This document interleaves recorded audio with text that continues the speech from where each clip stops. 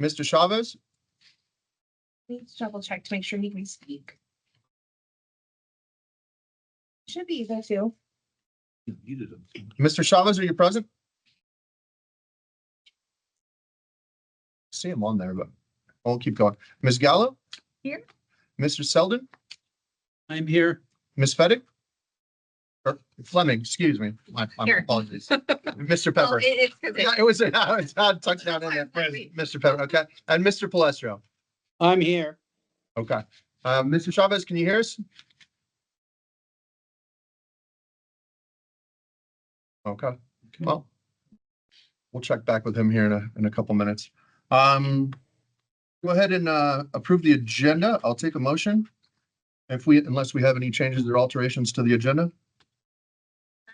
Where's the agenda? Motion by Ms. Gallo, I'll second it. second by Mr. Selden. All in favor, aye? Aye. Aye. Any opposed? Any abstentions? Motion passes unanimously. So I will go ahead and read the procedures for tonight's meeting. For the benefits of all applicants, I will briefly explain the function and the board and the procedure that will be followed for this hearing. While this is a formal proceeding, which is subject to review by the district court, there is no reason for you to be nervous about asking questions if you do not understand something about tonight's proceedings. The Board of Adjustments and Appeals hears all cases concerning single-family dwelling variances, hardship variance requests, and appeals from decisions made by administrative adjustments relating to single-family dwellings. The Board of Adjustments and Appeals has the power to act in regard to matters arising from enforcement of provisions of the city code. As applicant, you must convince at least the majority of the board of those present tonight of your application should be granted based on the criteria contained in the city code. This board has the power to hear applications for variance of code requirements for existing single-family detached properties only. The grounds for approval require that there be no adverse effects on adjacent properties and that a majority of the criteria are met. 1. The variance results in improved design. 2. No adverse effects on neighborhood character. 3. Variance is compatible with adjacent development. 4. No impact to existing city infrastructure or public improvements. 5. Variance achieves an internal efficiency of design. 6. Variance controls for all external effects. For the cases listed in tonight's hearing portion on the agenda, I will call each case separately and have the city representative present the facts and other necessary documentation regarding your application. You will then be given an opportunity to present your evidence to the board. During your presentation, you should let the board know if you disagree with any of the facts stated by the city representative. The board will also give interested persons the opportunity to express their views regarding your application. Members of this board may ask each witness questions, but these questions should not be interpreted as indicating that any member has prejudged this application before hearing all the evidence. Before we begin, do any of you have any questions concerning the procedures or rules governing the hearing tonight? Seeing none, I will ask again if Mr. Chavez can hear us. Are you present, Mr. Chavez? He is able to hear us. Okay, as long as he can hear, we can't hear him, but. Okay, so if, Did you approve the minutes? no, we did not. My apologies. Skipped right over it. Okay, before we go ahead into the first case then, approval of the minutes from February 18th, 2025. Does anybody have any additions, subtractions, modifications to make? Seeing none, I'll entertain a motion to approve the minutes. Make a motion. Motion by Mr. Selden, I second. second by Mr. Palestro. All those in favor, aye. Aye. Aye. Any opposed? Any abstentions? All right. Motion passes unanimously. Okay, so now I already read that, so we'll go ahead to general business, case number 02-25. I believe that is, okay, take it away. Good evening, board. My name is Jeremiah Fettig, and I'll be giving staff's presentation this evening for case number 02-25. So the property is located at 12595 14th Avenue. This is in the J.E. Roof Second Edition amended subdivision. The property owner is Campus 14 LLC, and applicant is Benjamin Banker, who is joining us this evening in person. The applicant was requesting a variance from Unified Development Ordinance or UDO, section 146-4.6.5.C.2.A, which states that except for wedge-shaped lots, all driveways or parking surfaces located in the front yard shall not cover more than 40% of the total front yard area. The variance request is to permit an already constructed driveway which exceeds the maximum hardscape area of 40% for residential lots within that front yard area. The specific ask is to allow for an approximately 842 square foot driveway, which covers 56% of the 1,502 square feet front yard area. Stated purpose for the overexpanded driveway is to provide off-street parking for tenants of the property. So as indicated in the application, the property is in a neighborhood parking permit district, which requires parking permits for parking on street. An expansion to the concrete driveway was completed. However, a permit was not applied for, and the design was not reviewed for compliance. So the applicant was issued a notice of violation for that driveway expansion as a result of the. So here is the property highlighted in orange. You can see Colfax Avenue is to the north, separated by additional development. East 14th Avenue to the south, Scranton Street to the east. So according to the Arapahoe County Assessor's records, the property is 0.15 acres and the home is approximately 1,092 square feet. The subject property is surrounded by similar single-family residential properties to the east, west, and south. And to the north is a mixed-use development with commercial and residential. So just the zoomed-in aerial view of the subject property there. So this is the zoning, so it's really hard to see. Our zoning was updated. You can differentiate the colors. It's not as robust as previously, but the property is zoned R4, which is high density residential. To the south is R1, that is low density residential, and to the north is MUFB, which is mixed use Fitzsimmons boundary.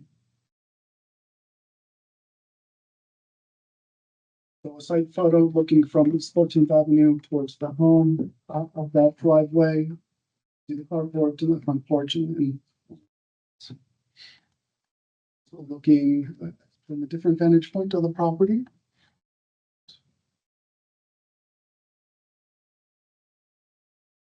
A little bit more there. And here we're looking, generally looking northeast. And then the final site photo for the subject property that we are reviewing this evening. So on the slide before you is the plot plan showing the expanded driveway in the front yard. So the front yard area is bound by the side and front property lines, as well as the frontmost plane of the house, extending perpendicular to the side lot lines. So anything, forward of the front facade is included in that front yard calculation. The front yard area is approximately 1,502 square feet, and the paved driveway area is 842 square feet.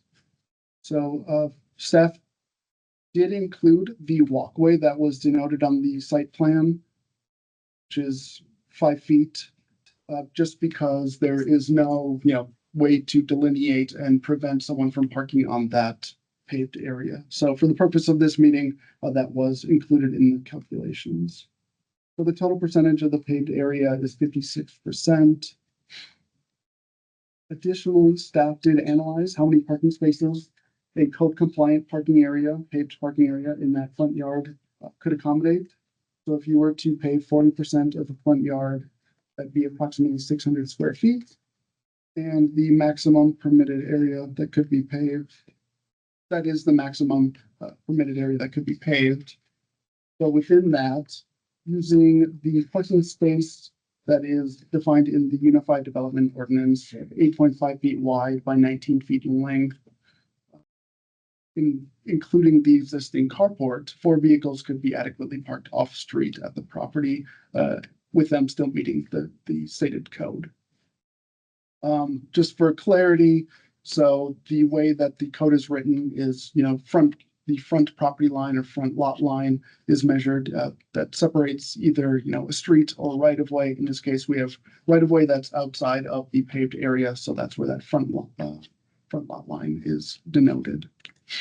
So if you see any different, measurements or square footages, it's just because, you include or exclude that right of way that's been paved, or the sidewalk. The property was posted and abutting property owners were notified of tonight's hearing in compliance with the required 10-day noticing requirements, and no comments from the public have been received. So as previously mentioned, Chair, an application for a single-family dwelling variance shall be approved if the board finds there to be no adverse effect on the adjacent properties, and that a majority of the following criteria are met. So variance results in improved design, there's no adverse effect on the neighborhood character, variance is compatible with adjacent development, there's no impact to existing city infrastructure or public improvements, variance achieves an internal efficiency of design, and the variance controls for all external effects. So the requirements of the UDO are in place to promote a safe and aesthetically enjoyable environment for all Aurora residents. When analyzing variance requests for driveway surfaces and front yard landscaping on a single-family residential lot, it is important to consider the potential impacts on the surrounding properties as well as the public realm as a whole. While staff understands that there may be a need and desire to store vehicles appropriately on the subject property, the existing driveway does not align with the surrounding properties in general neighborhood from the size, scale, and design standpoints. Overall, staff finds that the constructed driveway expansion with its size and aesthetic does not meet the criteria for granting a variance. Based on review and analysis, staff recommends denial for the variance request for case number 02-25 to allow for 842 square foot paved parking area in the front yard, or approximately 56%. Based on the following findings. 1.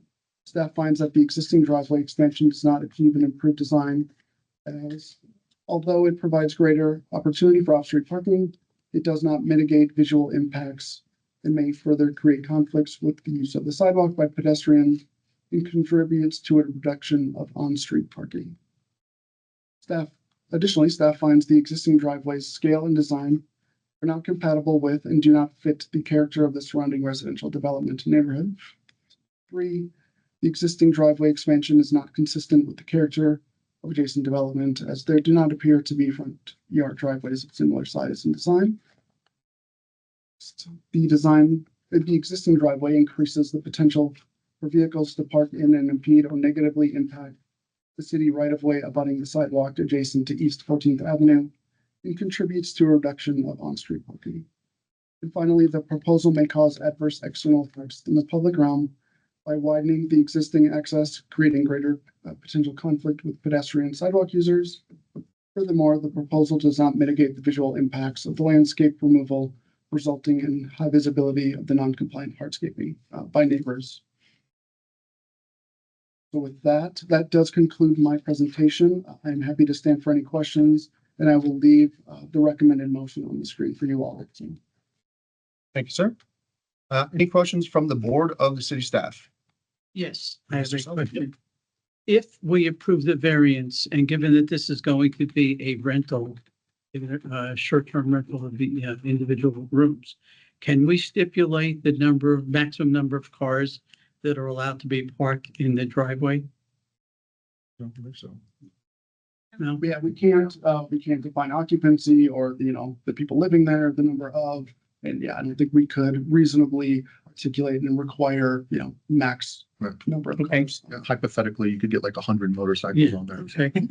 No, okay, thank you. I have a question. Yeah, go ahead, Ms. Gallo. You mentioned there's enough room for 4 cars. Can you show me how you would lay out those cars? Yeah, so effectively, all you would do is just remove a portion of, this, and then it's 8.5 feet wide. So 3 of them can go here, plus, or two of them here, one here, plus one in the carport. Two, okay, so three vertically stacked from the carport to the curb? Is that how you're saying? Yeah, to my naked eye, it looked like you could get five, like two in the carport, one behind it, and then two by its side, but obviously you're actually going by the code dimensions. Yeah, I'll leave that up, but I'm just pulling up another document that I. So it would be across the front of the house. So when you're So saying one, two, three, four. This goes into the carport, Into the carport. but it's a It's pretty not long carport. 1, 2, 3, and 4. Well, no, so the way he's measuring it is 1, 2, 3, 4. And I think you could probably get another one, but it would be like a Honda Civic or something like that. It wouldn't be Okay, let's back a up. code. So my question is, if the driveway is 40%, didn't you say there would be enough room for 4 cars? Yeah, no, there would be. Yep, including one parked in the carport. Okay, so show me where those 4 cars would go with the 40%.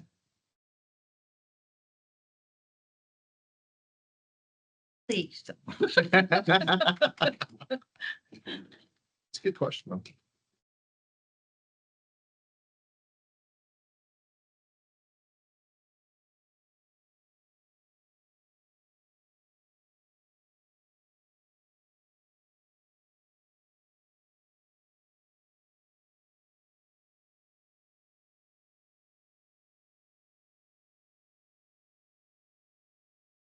Going to have to stop sharing this. 1 second.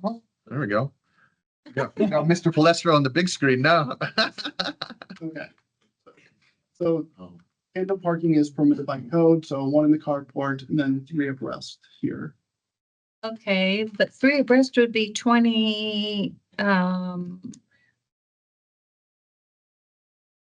25.5 feet. Mhm. And he's got, what, 38.5, 38 point, inclusive of the sidewalk, if you subtract the sidewalk? including the sidewalk. Okay. So where would the car stop in front of the house? Where the walkway is? Not seeing it translate on the picture. Yeah, I have a lot of different layers on, but yeah, I mean, there's this covered porch, there's steps. Okay, there, that Yeah, helps so they me. can't go past beyond that. Okay, so not the full length of the covered porch, but not even halfway, a little more than halfway of the The covered. covered porch is right here. Yeah, if you look at the pictures in your packet, might explain it a little bit easier. That is sure, covered porch, it's pretty deep driveway. All the way up to the floor. No, the actual photograph. Yeah, I just wanted to see how he calculated it. So it looks like Somewhere in here, he would be ripping off pretty much from the door off, so like all this would have to go away. I think this would have, Yeah, pretty much, it would be like from there over. Roughly. but he would still have room for 4 cars. Yeah, if 3 across here and then 1. Okay. Thank you. Yeah, somewhere in this vicinity is where. And that's for, 8.5 by 19, which obviously that's typical, commercial parking standards. Our or our required length for a residential driveway is 18 feet. And, if it's on-street parking, that's 7 feet. So I went a bit more conservative in my approach to analyzing that. So there'd be some excess still.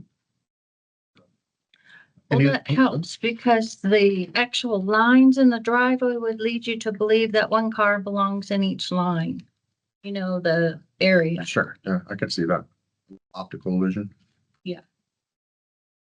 Any other questions of staff from the board? Seeing none, go ahead and ask the applicant to step forward to the podium, please. State your name and the city you reside in for the record, please. Good evening. Hey, that doesn't really matter. Oh, it Yeah, doesn't yeah. Fair enough, yeah. Wonderful. My name is Benjamin Benker. I'm currently residing in Littleton. Okay, great. First, before you go, as far as the city staff's presentation, do you have anything that they got wrong, something you wanted to change or omit or reconcile? No, thank you, Jeremiah. Thank you for presenting the case. I did want to add a little bit Please to the presentation. So yes, once we learned the home was zoned R4, we did see that boarding house was allowed. So the goal for this property is to provide a midterm, what we call midterm style of housing for the nurses in the area. If you're not aware, that area belongs to, I believe, two large medical campuses with other smaller medical operations in the area as well. So the home is a 5-bedroom home, and each room is slated to be rented separately. So potentially 5 separate people, all owning a vehicle, could be at the property. And really our goal for the driveway was to help alleviate any parking concerns for our guests and for the neighborhood. As Jeremiah stated, the 14th Avenue is permit parking only. The side streets are not permit. But if there's not enough parking in the driveway for the residents, the Oak Ridge will spill out into the neighborhood. And being public parking, if they are able to receive a parking permit, they would be parking either in front of our home, but there's, one space available in front of our home. So potentially the other guests would be parking either next door to the other neighbors. Being that medical contracts for traveling nurses can be as short as 30 days, generally 30 to 90 days, it becomes difficult to apply for a parking permit in the allocated time to submit the information needed and receive the parking permit back. And for such a short tenure of 30 to 90 days, it seems cumbersome for our guests. They would have the option of parking on perpendicular streets in the neighborhood, but again, it would be in front of other residents' homes. So that was our main priority when constructing the driveway. And as an oversight, I wasn't even aware a permit would be needed for a driveway. And I apologize. That is my oversight completely. But I did just want to address the board and, just to make sure that everybody is aware that the parking is important to guests, and we were just looking to alleviate any concerns from neighbors or the neighborhood. And I'll leave it on the last piece as the zoning for the area and the density of the area has been growing quite rapidly lately. And 14th Avenue has received quite a bit more traffic, especially with the construction of the property behind our property and further to the west. Commonly, there's been cement trucks, construction workers that park on the street. So it has been quite busy, and we're just looking to alleviate some of the congestion on 14th Avenue itself. I think that's pretty much all I have, but I would be happy to answer any questions if there are any. Any questions from the board or the applicant? Yes, I have a question. Mr. Song? In our packet here, it says that the home has 3 bedrooms and 2 baths. You said it has 5 bedrooms.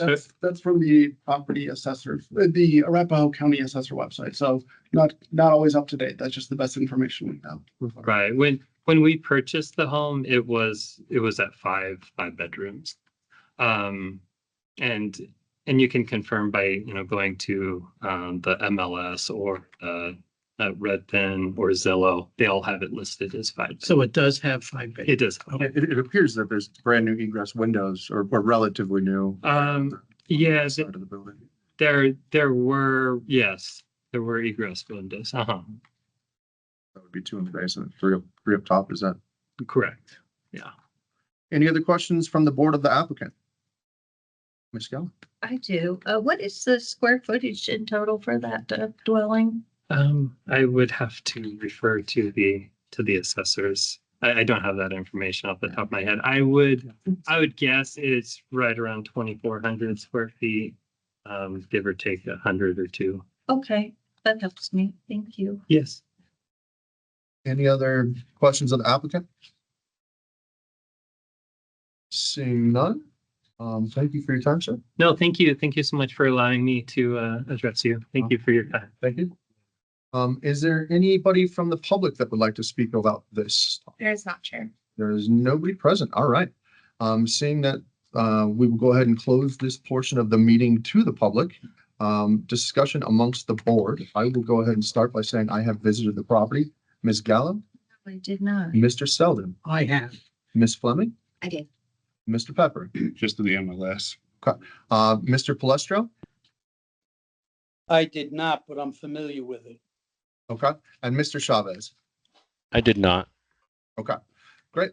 General discussion amongst the board. Did I see somewhere that this was, somebody complained to you guys and? Yeah, I believe it started with a complaint and With the a complaint? ticket. Yeah. From code enforcement, yes. From code enforcement or to code enforcement? To code enforcement. Thank you. I'll say that, fairly familiar with this neighborhood as we've done a number of cases in here. And after driving kind of around and through, there are a couple other houses that have similar driveways around, but it's very, very far and few between. Few and far between, I guess I should say. I don't know that it's entirely characteristic of the neighborhood personally.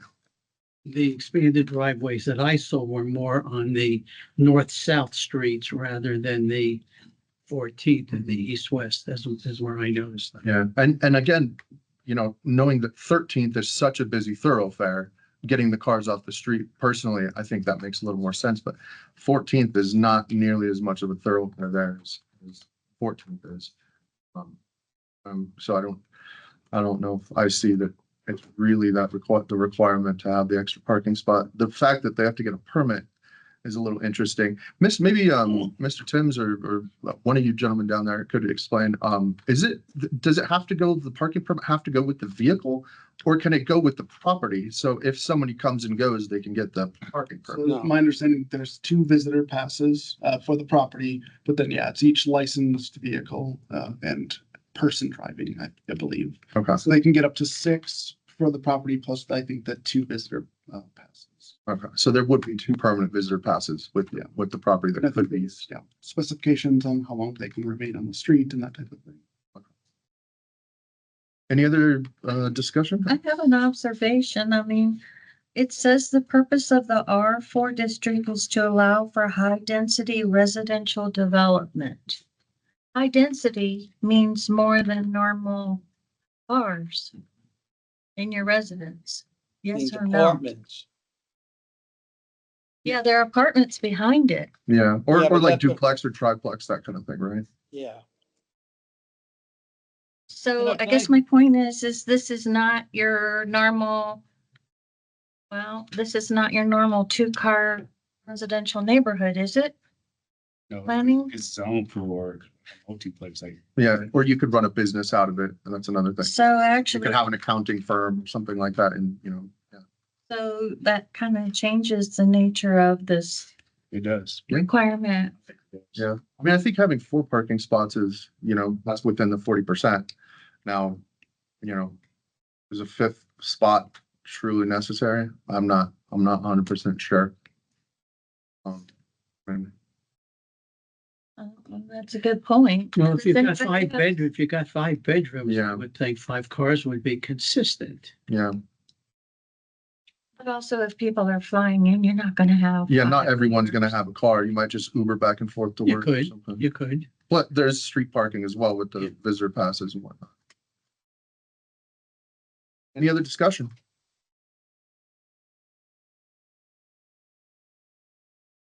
May I Go say ahead, yeah, Mr. something Westra. on behalf of Anschutz Medical Center? I don't know how familiar most of you folks are with when they were on 9th Avenue and before they moved. And I sat on a board for parking issues up there. And I can tell you that, hospitals, and there was multiple hospitals or research and hospitals, they bring professionals in and out, and professionals bring others with them. And parking has always been on-street parking has always been an issue with residents because people rent places and they subdivide their apartments or their housing. But I think you have to take into consideration, we allowed the medical center to be built and most of their professionals live off campus, and we should be supporting them, period. And if it takes to expand parking in a home that's really, a block and a half away, I think we should consider that. Thank you. Thank you, Mr. Westra. Any other discussion? May I add one additional thing? I'll give you this one chance, but yeah, go ahead. Okay, for the visitor parking pass, we did look into it, and I'm trying to find the specific details. But I believe it was for 3 consecutive days for the visitor parking pass. And then it would have to be moved, or it would have to, there's some sort of time limit and time restraint for the visitor parking pass that goes with the homes. But as I understand, right, as long as if they drive their car to work and then bring it back that night, they can just stay there. It's not just 3, like, it would be like 3 continuous days that you would park. Is that what I understand? Seems right. I'm saying it. I have a question for Richard. Richard, do you think 4 parking places is enough? Well, I mean, there's 5 bedrooms, but 4 places is all you can fit on that property plus the carport. It's lessening and reducing the amount of on-street parking that's required. So it's taking, 3 to 4 cars off the street. That's in essence the issue, and that's important. Can I ask of staff, what is the actual requirement? Is it 2 off-street parking spaces for that property? Is For single family residential. for the code? Okay, so then he would be adding 2. If we denied the variance, he'd still be adding 2. So think of this like big, broad, citywide. If we expand, this home has 7 bedrooms, right? Do we need to park 7 vehicles on every home, 6 or 5, right? That gets into then stormwater management and other ramifications. Sure. That removal of all on-street parking creates, issues there as well. Are cars always parked in the driveway? No, people are at work, so then you still ate up all of that on-street parking, for example. Sure. So there's other things to think about, I think, as well. Any other Can you discussion? guys hear from the me? board? Oh, yeah, Yeah, can Mr. you- Chavez, please go ahead.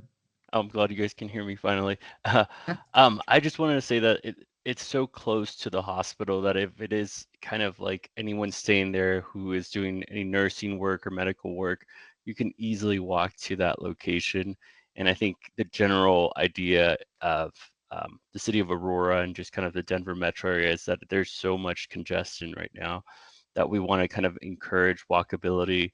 And I think increasing parking for a 5-bedroom house to the number of bedrooms, it kind of goes counter to that and creates more congestion, more pollution. So I think, having 5 is nice for the concept of what they're trying to do, but it just kind of runs counter to what the city is trying to do in general.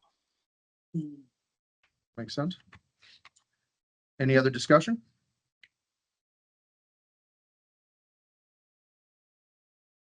Seeing none, I will entertain a motion from one of the board members to either approve or deny with the stipulation or with the reasons, please. Well, I'll make a motion that we approve the variance. And the reasons are that I think it does result in improved design. I think it is consistent with the existing character. It is compatible and consistent with adjacent properties, and I don't see any negative impact on city infrastructure. I have a motion on the table by Mr. Selden to approve, I will second. second by Mr. Polestro. All those in favor say aye. Aye. All those opposed, say nay. Nay. Nay. Did you vote, Ms. Fleming? Yes. What did you Nay. vote? Nay, okay. So the motion fails in a 4-3 vote. With Mr. Selden, Mr. Pepper, and Mr. Polestro voting in the affirmative. So I guess we still have to carry on until we have, that's it? Variance fails. The variance fails. Okay. Well, that's it. Thank you for your time, sir. Thank you. Yeah, and the city will be in touch with you about your next steps as far as getting the permit and removing the part of the buffer, the concrete and whatnot. Next on the agenda. Oh, yes, as this is Ms. Gallo's last meeting, the city has been so kind as to get you an appreciation. You say, No, I didn't know this was your last meeting. oh, wow, that's fancy. It's almost 7 years. It's a long time. Thank you for Thank- your service. Thank you all. Awesome. Good night. Really appreciate it. Yeah, Thank you all for the good work you've done. It's been a pleasure. and thank you for your time Yeah, volunteering. this you. Absolutely, we will. All right, as other business, does anybody have anything else that we need to discuss tonight? We probably will have, I think, at least 2 cases next month, so we will have a meeting in May. Okay. Yeah. And then as far as advertising Miss Gallo's vacancy now, we need to go through that process again. Yep, that is already up and ready to go. Okay, great. Cool. Good job. Anything else? Yeah, just a heads up for next month. I won't be able to make it to next month's meeting because I have to travel for work, but yeah, just a heads up. Thank you, Mr. Chavez. Anything else? Seeing none, entertain a motion to adjourn. Adjourn. Ms. Gallo has the motion, I'll second it. second by Mr. Selden. All in favor, aye? Aye. Aye. Any opposed? All right, motion carries. Thank you. This